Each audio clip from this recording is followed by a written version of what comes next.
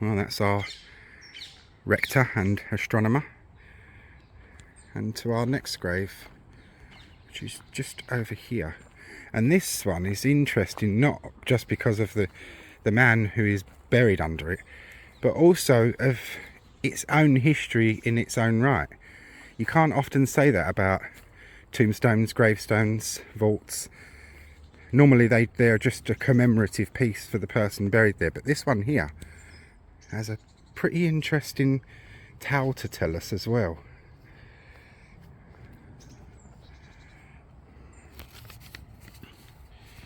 Now this marks the last resting place of Joseph Wilton, a sculptor of the Royal Academy, born 16th of July 1722 and died the 25th of November 1803.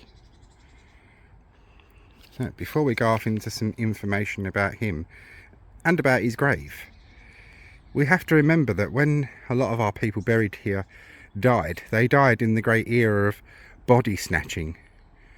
A thing that any good Christian soul utterly feared, because they wanted to be left alone, ready to rise for Judgment Day. And this grave served as a sentry box for night watchmen to watch for body snatchers. And there was an incidence of body snatching that took place in this churchyard. So we're now going to go into the history of Joseph Wilton and his interesting grave. And just in front of it here, this plain slab likely marks the entrance into a vault or tomb beneath us where he's buried. But when the night watchmen were here, there was a brazier kept on this slab to keep the watchmen from freezing to death on cold winter nights. So let's now go into the history of Joseph Wilton, sculptor.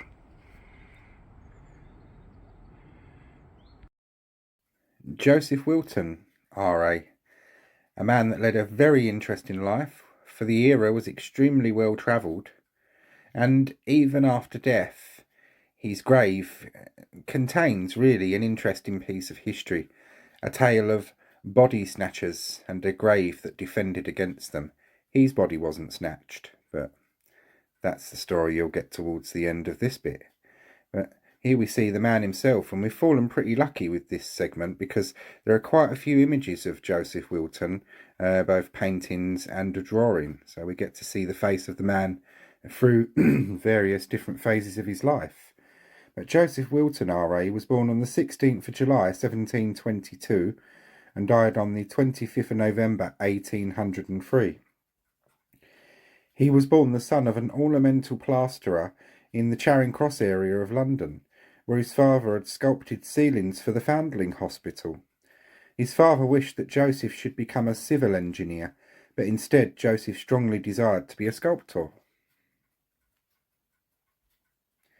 And here we see Joseph Wilton by Sir Joshua Reynolds, oil on canvas from 1752. Joseph Wilton was an English sculptor. He was one of the founding members of the Royal Academy in 1768 and the Academy's third keeper.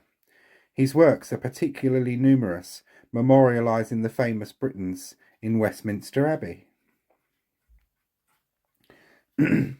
Joseph initially trained under Laurent Delvaux in Nivelles, in present-day Belgium.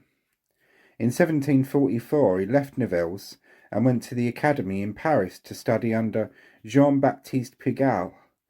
In 1752 he went to Italy with his sculptor friend Louis-François Roubliac to learn to sculpt in marble, and stayed there for 7 years, first living in Rome and then living in Florence. While in Florence, he made the acquaintance of the Florentine painter Giovanni Battista Cipriani. When Wilton and the architect William Chambers returned to England in August 1755, Cipriani went with them. In 1761, he was first commissioned to produce a statue of King George III. Similar commissions followed, including one in 1766 from New York City. This massive statue portrayed King George III on horseback in Roman garb, and was cast in lead and gilded before being shipped off to America and erected at the Bowling Green near the tip of Manhattan in August of 1770. It didn't last long, however, though, being torn down by patriots in July of 1776, the Boston Tea Party and the American War of Revolution. In 1768, when Wilton was perhaps at the peak of his powers, he was elected a founding member of the Royal Academy. However, that same year, he also saw him inherit his father's fortune, and the new wealth diverted him away from sculpture to a life of dissolution. In 1786, he was forced to sell most of his possessions, and in 1793 was officially declared bankrupt. In 1790, he was appointed as Keeper of the Royal Academy, a post he kept until his death in 1803. He was buried in the churchyard of St Mary the Virgin at Wanstead, then in Essex, now a part of East London.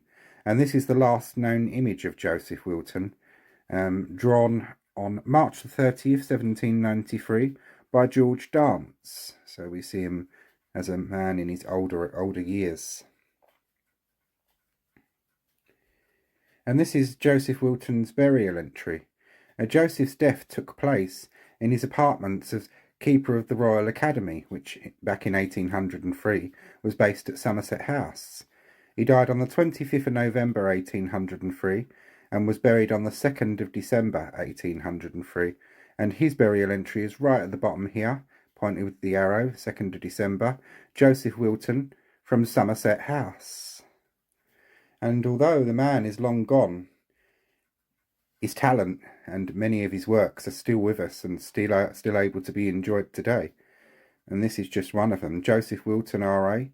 This is a council room fireplace dating from 1780 to 1786.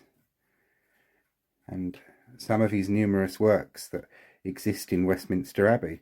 This is a memorial to Stephen Howells in the west transept of Poets' Corner of Westminster Abbey by Joseph Wilton. Monument to Vice Admiral Temple West by the sculptor Joseph Wilton.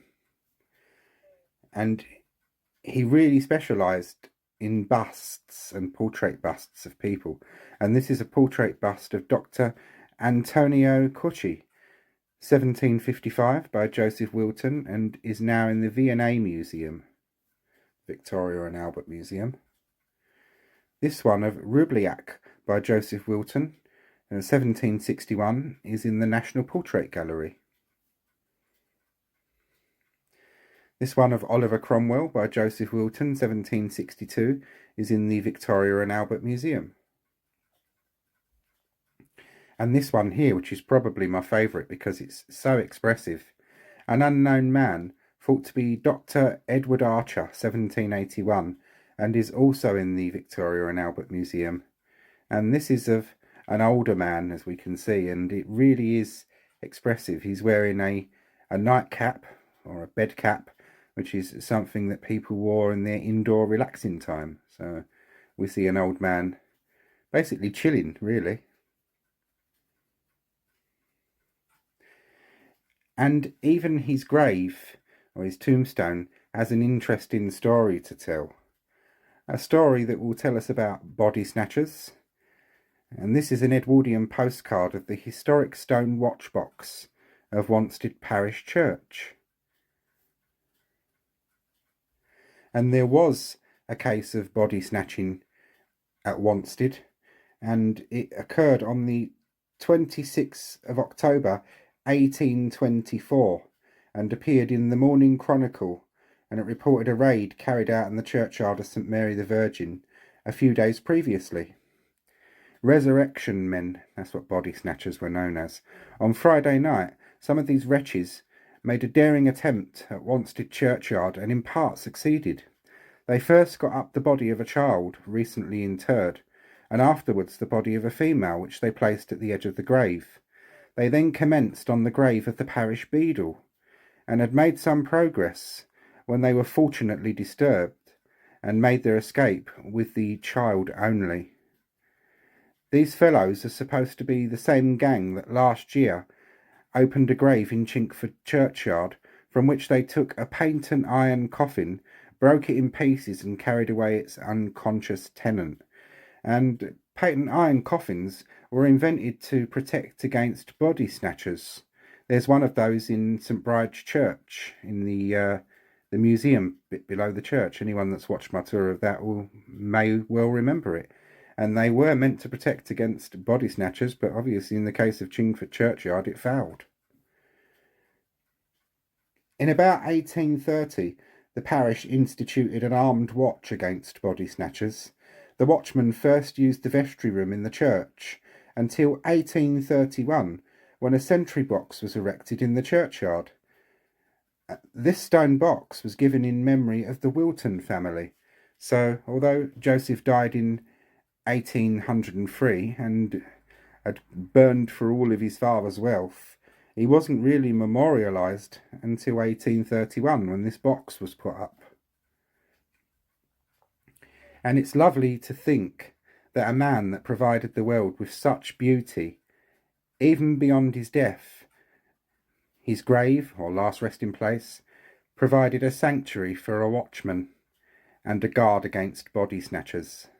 So that was a nicer bit of the story that I thought I'd introduce towards the end. They were dark days, and many of the people that died in London chose to be buried at Wanstead to try and get out of the way of body snatchers, but their reach was far, unfortunately, and they even got their hands on the body of a poor child from this churchyard, and children's bodies fetched much more money than an adult body. And there was a thing, the watchman watches, but who shall watch the watchman? Because some of these watchmen were corrupt, and they could be bribed to turn a blind eye while people, the resurrection men, went in and stole bodies from churchyards. A case of that happened at St Sepulchre in London. And yeah, it's a nasty little piece of history, but some would say it was a necessary evil, because by the use of these snatched bodies, surgeons learned the anatomy of the human body, how it worked, how it failed, and how they could best treat illnesses and such like. So the anatomy acts of later on would allow a greater access to bodies, those who were hanged and those who died destitute in the workhouse, of which there were many, and those who died on the streets. And that's really what brought an end to body snatchers. And that's the story of Joseph Wilton, his interest in life and his interest in afterlife. And I hope you all found it interesting. And now on to our next grave of our next famous person, who lived a life just as interesting as the man we've just discussed. So join me for the next video, as off we go.